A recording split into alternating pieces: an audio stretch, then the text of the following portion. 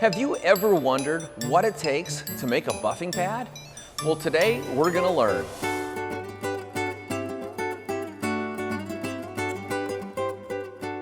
Mike Phillips with Autogeek.com, and we're on location in Oconomowoc, Wisconsin at the Lake Country Manufacturing Corporate Office and Training Center, and I'm here with the Technical Manager for New Product Development, David Patterson. David, how you doing? I'm doing awesome. Thanks for coming. You know, there's a lot of science that goes behind making a great buffing pad. Isn't that right, Dave? Absolutely. There's a lot of variables and a lot of things that are additives that we can add to a foam to make it do what we want.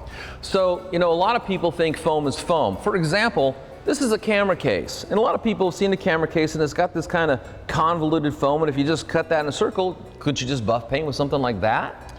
Well, not quite. We use technical foams or boutique foams that are specially made for polishing paint or polishing other materials, but they're engineered for usage on machines that are going to create a lot of heat or create a lot of friction. Yeah, different things that most foams don't experience. So with chemistry and with engineering, we can make foams do different things by fine-tuning them and creating what we need. So there's a lot more to foams than just the foam that the average person sees. Yeah. Okay. And this is where you can go in and modify the foam formula to make it behave in a way that you want it to behave. And that could depend upon, for example, the type of tool you're going to use it on. Absolutely. We have rotary buffers, we've got long stroke orbital polishers, we got short stroke, large pads, small pads, compounding, polishing, even waxing. And then there's things like reticulated and non-reticulated. Yeah. So there's a real science to actually the foam. It's not just foam. Yeah, it's much more than that, and once you kind of get a vision inside that, kind of changes the way you think about them too. And then, because you're Lake Country, all your foam formulas, of course, are proprietary to you. So this is a real science that Lake Country owns. Yeah, we spend a lot of time with foamers and chemists to create foam formulas that perform well for us, and we have a lot of proprietary and exclusive formulations to Lake Country. Okay. Now, besides foam pads, there's also what I would just generically call fiber pads. Yeah. So you have like wool cutting pads, but you also have microfiber pads, which is in the context of the car detailing world, that would be a newer type of pad. Yeah. But let's talk a little bit about the fiber side of buffing pads. Well, like, for example, what do you got here?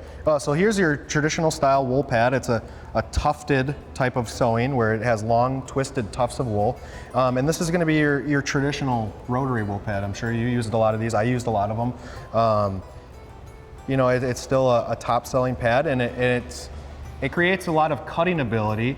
And fibrous pads like wool or microfiber actually are abrasive. So mixed with your liquid abrasives, you can control the amount of cut or finish that you're getting. Yeah, so if you want more cut, then you would use a fiber foam like this wool cutting pad with your compounder polish versus a foam pad, which would be, even though you have a foam cutting pad, it's a lot less aggressive than all these individual fibers that actually act as a form of abrasive. Yeah, absolutely. And so that's kind of one of the differences between foam and fibers. You get these different benefits, or in this case, a more aggressive cut by using a fiber pad. Absolutely. Now, this is a traditional wool pad for a rotary buffer. This wouldn't work on a DA, would it? No, it wouldn't. It's too large of a pad. It's too heavy of a pad. And because of the style and the fibers used, it's not the ideal choice. Yeah, I know that from practical experience, when I've tried to use something like this and other guys have tried it, the fibers just tend to wiggle around. Yeah. So it's really something for a direct drive type tool. Absolutely. But over here, I see you've got a microfiber pad. So now, how does this different than a traditional wool pad where it will work with an orbital polisher? Well, the way I like to kind of look at it is treating or looking at those strands like pieces of spaghetti. You know, let's just say they're hanging. So when you have a dual action tool, the shorter strand or the shorter of the pile height, the more effective that pad is going to be because it has less movement to kind of move around with that orbiting. So it's able to transfer the energy from the tool to the surface of the paint, which is what most of us are trying to work on. Yeah. Or fiberglass or plastic or metal, other things that we tend to polish in the car detailing world. Yeah, absolutely. And as you can see real easily that the pile length, the pile height of this is much shorter than something like this. What is this, by the way? This is 1 inch? That's inch and a quarter? an inch and a half. Okay. And it's a 100% twisted wool, so that's a heavy cutting pad. And this would be considered nowadays a fairly long pile length wool pad. Yeah, absolutely. And then what's the pile length on this? The pile length on this is about 8 to 10 millimeters, so it's very short, but it creates a very good cutting ability on any type of DA polisher, whether it has a a 6 or 8 millimeter throw like some of the smaller machines, or up to the 15 and 21 millimeter orbits. Okay, so we got wool pads, microfiber pads, and here's kind of a strange looking one that maybe some people have never seen before. What type of fiber pad is this, and what kind of tools would you use this on? So this is actually a knitted wool pad, but it also has foaming in it. We call it a hybrid foamed wool pad. It's similar to what you'd see in a purple foamed wool, but it actually has a higher foam content. So the pad tends to stick together a little bit better. It offers a little bit more cushioned feel. So because it's a knitted pad, this pad is sewn differently than a tufted pad, where the fibers from the sheep are shaved and then it's knitted into a material, then laminated together. And what type of tool would you typically use this type of pad on? So these are really nice for using on a rotary tool when maybe you don't want to use a twisted wool. It provides close to the same amount of cut, but just a little bit less. But it tends to shed a little bit less. So if you still need a wool pad and you're in a clean area, that's a great pad. But ideally, I really like these on a forced rotation machine like the Flex 3401. Gotcha. And there's also some more forced rotation tools coming onto the market nowadays. Absolutely. So you're going to have a bigger market share for these types of pads. Yeah. And so what this does then is, with your different option for foam pads and then fiber pads, is it kind of gives you something for no matter whatever you're working on, you can adjust the level of cut you have to get to the goal, which in our case is usually something beautiful and shiny. Yeah, perfect. Now let's go back to foam pads, because out here on the table you've got a number of different types of foam pads. And I know from my experience as someone that teaches detailing classes, when people come to my classes, they ask me, Mike, how do I know which color of foam pad to use for what I'm trying to do? And that's where I get to share with them, well, the problem with this is there's no universal color code, which I'm sure you've had to experience before. Yeah. And that's where you just need to learn to work with the pad manufacturer and learn what their color code is for their different pads. Yeah. And I know that in your CCS and your flat pad line, like you have over here, orange would be cutting, but in your Hydrotech line, orange would be polishing. Correct. Yes, you see, it can confuse me. I'm sure it can confuse other people, but that's what things like this video are for, to help solve that confusion. Yeah. So let's just go ahead and take a look at these two pads you have down here. Why don't you explain the difference between the surface of these pads? Yeah, so when we talk about our original foams, which our original foams are still one of our most popular pads. They've been around since the beginning, and even though we come out with new technology and advanced foams, advanced pads and techniques, there's still going to be the traditional user that wants to have the same pad that they've been using. If it works, don't. So when you talk about a traditional foam pad, I'm guessing you mean this flat pad design. Real simple. This is what you call an open cell foam. Yeah, absolutely. And I can tell, because I can actually, don't do this at home, because you don't know whose lips have been on a foam, but one way you can tell an open cell or non-reticulated foam is you can blow air through it easily. Yeah, and actually when you blow it through, our open cell is a reticulated, whereas a closed cell is the non-reticulated. But yeah, that's the exact way that you'd want to test it for your own personal use. So this is more of a real traditional foam pad. It's just flat. I see there's a bevel here. And this is actually made for a 5-inch backing plate for a lot of the popular orbital polishers on the market today. Yeah. Okay, now this one is very unique looking compared to that. Tell me about these little divots here. What are these for, and what is the benefit to this when a guy's buffing? Yeah, so the CCS, our CCS pattern or design is a collapsed cell structure.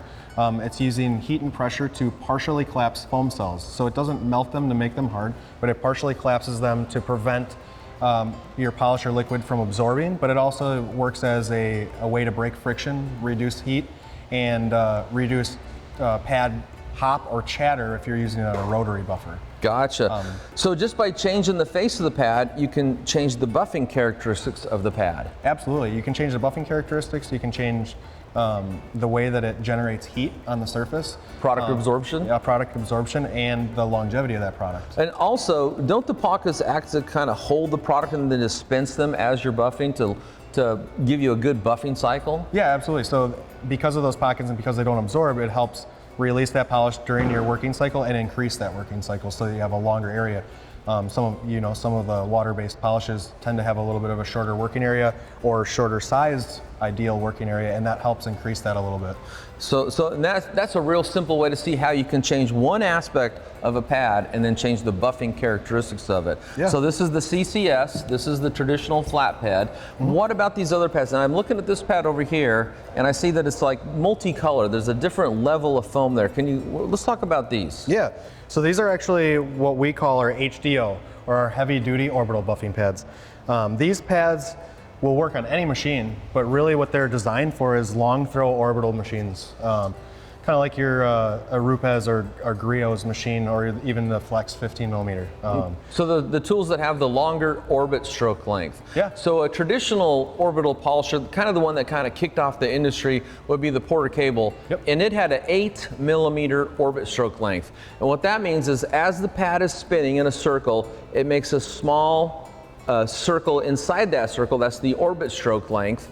And nowadays we have a lot of these long stroke orbital polishers, and instead of 8 millimeter, they go all the way up to 12, 15, and 21. So they're making a circle, but they're making a huge orbiting circle inside that circle, and this pad is made for these long stroke orbital polishers. So the question is, what have you changed about the foam to make them work with these longer stroke orbital polishers, whereas it makes it different from the traditional foam pads that aren't for the smaller stroke polishers?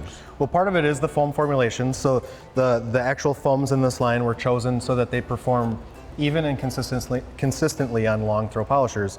One of the things is when you involve chemistry and engineering into these different pads, one thing that you can do is make pads soften with heat. So it starts off more aggressive and then it will soften and get better. One thing about the long throw machines is that they generate a lot of heat, and and what I call a tearing action, because that orbit's so big, it's tearing the foam or pulling it. So what we do here is we have a line of foams that offer very, very consistent results regardless of how long you've been using them. So as that increases temperature, the pad is still going to keep that same feel and same consistency throughout your cycle. Okay. The design itself is a dual layer design. The backing is more firm. And yeah, I feel that. Yeah. Now, that's the stiffer grade. So this gray portion is the same on all the pads, and what changes is the different colors. Correct, yep. Okay. And what the backing does is it creates a firm backing material. When you look at the side profile of it, because it's tapered, it increases the footprint. So instead of just having the downward pressure from your backing plate, now you have a little bit extra, and it offers a balance between an exact fit pad, which is oftentimes very dangerous because your backing plate's right at the edge. Sure. So it offers that even pressure of that, but the little taper, so you're a little bit more safe. Yeah, I like that idea. Now, there's also a hole in the center here. Yeah. What's the purpose of the hole? Well, with all the new machines coming out, especially the long throw machines, most of them have a ventilated backing plate. Okay. And it's not just a center hole where the bolt goes. There are actually ventilated tracks throughout the backing plate to help release the heat that's created from these machines. So with the center hole, that's our main focus, is to center the pad, but also to give a channel for that heat to release. And when we talk about pad longevity, because everybody that buys a pad wants it to last forever, but that's not true. Yeah. Nothing lasts forever, not even you and me. Yeah. Right? No. So the heat is probably one of the biggest enemies to any pad design, including the Velcro, the adhesives, and the foam themselves, correct? Yeah, so the design offers a number of different things. For one, because of the dual layer design, it helps prevent the heat that goes through the ventilated backing plate from actually re-entering the surface material. Got it. So now we're only working with the heat that's coming from the panel and from the friction. The other thing that it does is it offers the same benefit that you get out of a thin pad, where you get very little foam movement, which what I call is molecular friction. You bend metal, sure, and it gets hot. Sure. So it's the same idea on the small strands of your foam. So if you can reduce the movement side to side, not only are you going to increase your power, but you're going to reduce your heat. So those two concepts right there help do that, but because it has a thicker design in that second layer, you get the benefits and the rotation of a full-size pad. Got it. That's one of the things that people oftentimes struggle with a thinner pad on a long throw. So on these HDO foams, just since we're here right now, which are the cuttings, which are the most aggressive, which are the softer ones? Yeah, absolutely. So this is a really easy system. The red one we just use for waxes and sealants. Very soft. Yeah, very soft. All-in-ones if you'd like. The black is what I choose for finish polishing on finicky or soft paint. Okay. If you use a polish that has top quality abrasive technology, even though it's a black foam pad, it has a little bit of body to it, and it will break down that abrasive and finish phenomenally. Okay. Then we got the orange and the blue. Which is more aggressive in the orange and the blue in this line? The blue is more aggressive. Okay. So the orange is what I would typically use as a go-to polish pad. This pad finishes phenomenally for me on almost any finish. The only time that I really use a black pad is when I'm using a glaze, or if I'm working on a Honda or Subaru or Porsche that has really soft paint. The soft paint. Yeah, yeah. And then the blue is more aggressive cutting. The blue is more aggressive. I'd like to consider it a light cutting or an all-in-one pad. It's very, very universal. I use it with finish polishes on harder clears or ceramic clears, but I also use it as a light cutting pad when you don't need a microfiber pad. With compounds? Yeah, with compounds. Okay. So whether it's using the Wolfgang Uber compound as a one-step or even the swirl remover as a one-step, this pad's super universal, and the one thing that's really unique about this blue foam is how consistent it is. So like we were talking about on other foams or different foams, oftentimes when you get into firmer foams like that, once you generate a little bit of heat, it softens. So you can either get an inconsistent result or an inconsistent user feel. Got it. And that's why this foam is so unique. Okay, so now let's take a look at these pads over here, because they're kind of the same, but they're different. They got the hole in the center. They're quite a bit thicker, but they're missing that inner core of stiffer gray foam. Yeah. So these pads are designed for use with gear-driven machines like the 3401 or that new Makita machine. They are a slightly thicker pad because that machine is different than a standard DA. We always recommend, or I'm sure you do too, is running with the pad flat on the surface. Sure. But because the gear-driven machine never stops spinning, you have an additional variable of downward pressure that you don't have when you're using with other DA machines because it'll just stop spinning. Sure. So when you have a thicker pad, it helps create that user feel where you can adjust your downward pressure to increase your level of cut or decrease to help yourself cut or finish better.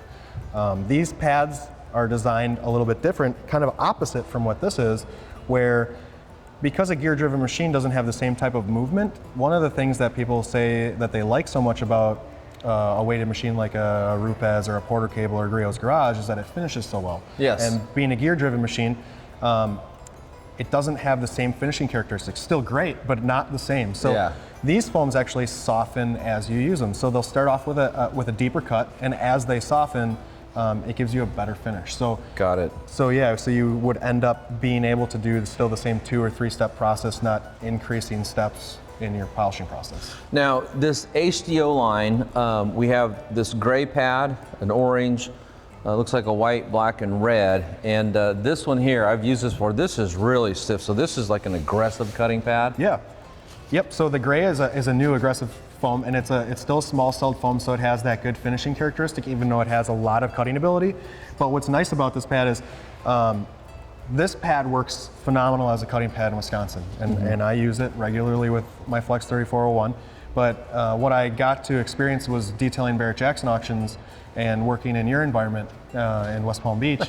the heat and humidity are a lot different. So what normally would work fantastic for me was mushy and didn't provide the cutting ability that I needed during these temperatures. It was about 98 degrees and humid. So this gray pad fills that void. This is one of the pads that does offer a little bit more consistency where it stays firmer throughout your heat, but it does that for a reason. So if you're in the upper Midwest or even on the West Coast where the humidity isn't as bad, you're typically going to cut with either a wool or an orange pad. But when you get down south, down by you, anywhere where there's hot, humid weather, that gray is going to be your go-to. Okay, so these are good for gear-driven orbitals and rotaries. Yeah, absolutely. Okay, now over here, one of the things that makes these pads here very unique than all the pads we've looked at in the foam series is how thin they are. So what are these pads? So these are our Thin Pro pads that are exclusive to Autogeek.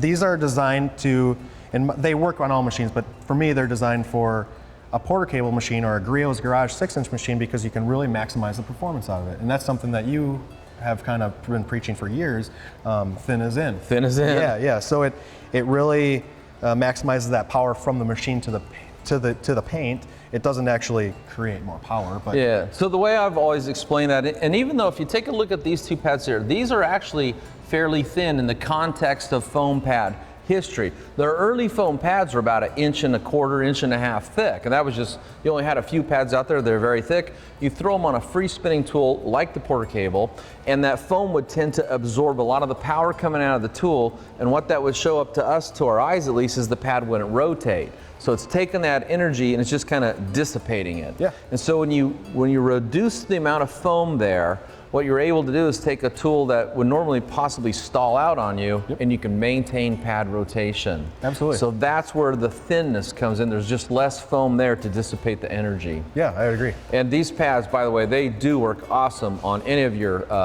8mm free spinning tools, and there's a bunch of those on the market nowadays. Yeah, and they work great on long throw machines also.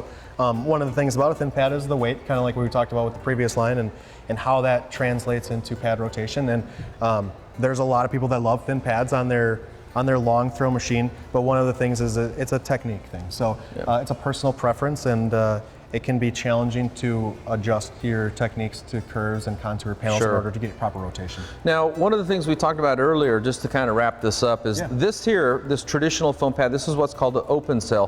What's the opposite of an open cell? The opposite of an open cell is this handy closed cell. You just happen to have it in your back pocket?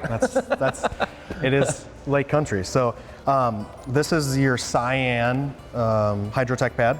It's a closed cell, and how you can usually identify them is they usually look a little bit shinier because the cells are closed, so they have slight little thin plastic or polyurethane lenses between those holes. It's a membrane, basically. Yeah, it's a membrane, exactly. That's a perfect word for it. So now, like, I can blow air through this. Can you blow air through that? Nope. Nope. I look like a chipmunk. So here's how I like to explain this. When you think about open cell and closed cell foams, imagine a window frame, okay? So open cell is like somebody broke the glass, so you have the frame, but the glass or the membrane is gone. Now with closed cell, you've got the frame, and with foam, you have thousands of structures, which are the cell wall structures, but that membrane is intact. So liquids or air can't go through it easily. Still can go through it, just not easily. That's the key word. Yeah. So that's the difference between a open cell and a closed cell. And then I know from talking to you that the other difference is open cell tends to have more tensile strength. So it's able to stretch, and it's a lot more forgiving, where when you go to closed cell, you've reduced the tensile strength, and that's why it's not as long lasting. But the benefit is you get them other features to it, like the performance over time of the characteristic of the foam itself. Yeah, absolutely. I mean, it started as a European thing, and it provides a really high gloss, and it smashes or sandwiches abrasives to the surface. So it is definitely a unique type of pad. So basically what we've learned here is there is a lot that goes into making a buffing pad, whether it's a fiber pad or a foam pad, how thick it is, how thin it is, the type of foam, the sharpness, the open cell, the closed cell. In Lake Country, these are the people behind foam pad technology that make great buffing pads, and what that does for us is it enables us to do our job, which is making cars, boats, motorcycles, RVs, even airplanes look great. Thanks, Dave, for sharing some of the science behind pad technology. Thank you very much.